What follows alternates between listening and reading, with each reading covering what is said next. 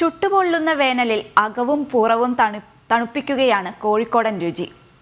നാടൻ സർബത്ത് മുതൽ new gen ice ഒരതി വരെ റെഡി. വഴിയോരങ്ങളിലടക്കം കച്ചവടം പൊടിപൊടിക്കുകയാണ്.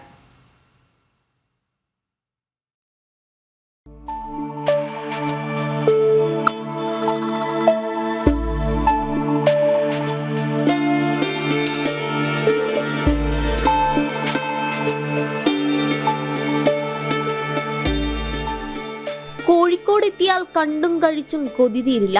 ഇപ്പോൾ ഈ കത്തുന്ന ചൂടിൽ ആവോളം കുടിച്ചും മനം കുളിർപ്പിക്കാം.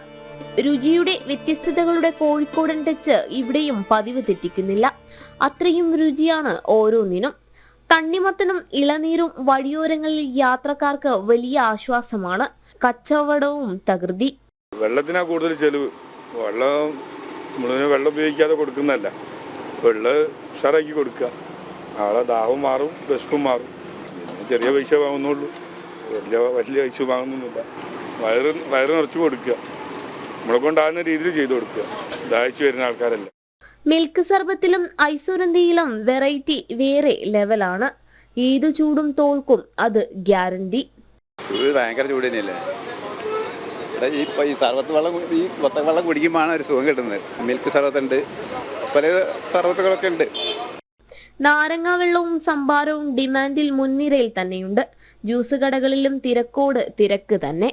എത്ര ചുട്ടുപൊള്ളിയാലും കോഴിക്കോട്ടുകാർക്ക് അത് വിഷയമേ അല്ല. കാരണം അകം തണുപ്പിക്കാൻ ഇങ്ങനെ എത്രയെത്ര വൈവിധ്യങ്ങൾ. ക്യാമറമാൻ സന്തോഷ് മണ്ണാർക്കാടിനോടൊപ്പം ദിസ്ന സുരേഷ്, ജനം, കോഴിക്കോട്.